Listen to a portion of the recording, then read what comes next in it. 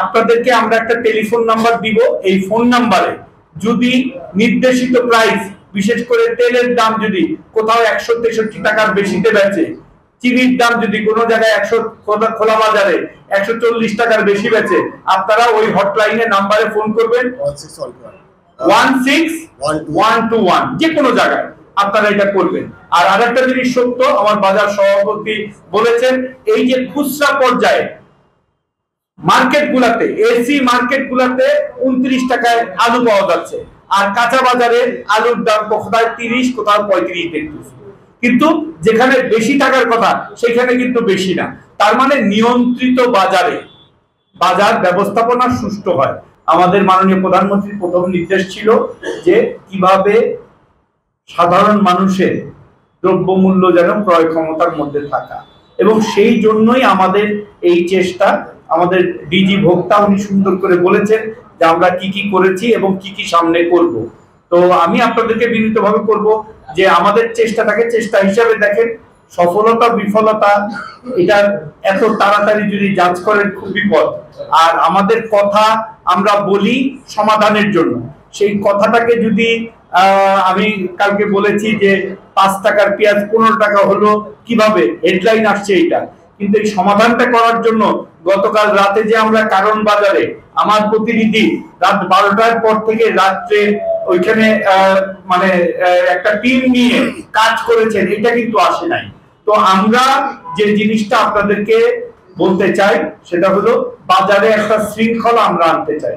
কৃষি বিপণন একটা আইন আছে এবং কৃষি বিপণন অধিদপ্তর আছে, তাদের কাজ হলো কৃষি পণ্যের যৌক্তিক দামটা ঠিক করে দেওয়া। আমরা দ্রুত আজকে আমি যে মন্ত্রণালয়ে তাদের সাথে কথা বলে আসলে লেবুর দাম কত হওয়া উচিত, উৎপাদন পর্যায়ে, পাইকারি পর্যায়ে, খুচরা পর্যায়ে এবং ভোক্তা কত টাকায় পাবে, এই জিনিসগুলি নিশ্চিত করতে হবে। একদিকে যেমন কৃষককে তার ন্যায্য মূল্য দিতে হবে, আবার ভোক্তা যেন দ্রব্যমূল্য ক্ষমতার মধ্যে থাকে, এটা সমন্বয় করাটা আসলে বেসিক্যালি আমাদের কাজ। অনেকেই মনে করেন যে আমরা এনবিআর যে ট্যাক্স ধার্য করে এটা কিন্তু বাণিজ্য মন্ত্রণালয় করে না, কৃষির যে উৎপাদন হয় সেটাও বাণিজ্য মন্ত্রণালয় করে না, শিল্পের যে উৎপাদন হয় সেটাও বাণিজ্য মন্ত্রণালয় করে না, কিন্তু বাজারের সমন্বয়টা আমরা করি। এবং এই জন্য আমি কোন মন্ত্রণালয়ের কিন্তু দায়িত্ব নেওয়ার পর থেকে কারোর ব্যাপারে দায়িত্ব চাপানো করিনি, আমি নিজেই দায়িত্ব নিয়েছি যে তাদের সাথে কথা বলে আমরা জিনিসগুলি বাস্তবায়ন করব। মাননীয় প্রধানমন্ত্রীর নির্দেশ, কোনো বড় হাত কিন্তু থাকবে না। ব্যবসা করতে হলে এদেশের আইন কানুন মেনে করতে হবে।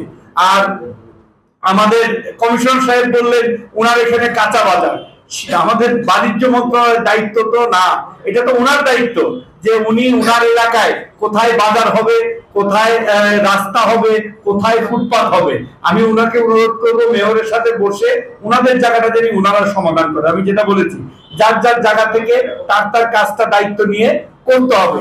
সবাই যদি আমরা সরকার বলি, সরকারকে আমরা জনগণই সরকার, আমরা জনগণের প্রতিনিধি এবং সেইভাবেই আমরা কাজ করতে চাই।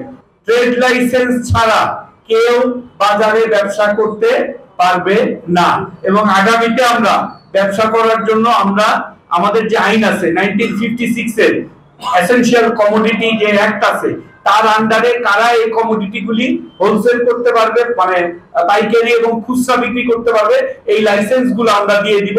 একইভাবে কৃষি বিপণন অধিদপ্তরকে বলবো তারাও যেন কৃষকের উৎপাদিত পণ্য কারা হোলসেল করবে এবং কারা রিটেল করবে তাদেরকেও লাইসেন্স করে দিয়ে দেয়, তাহলে বাজারে একটা সুষ্ঠু আমরা একটা চেন আমরা মেনটেন করতে পারবো।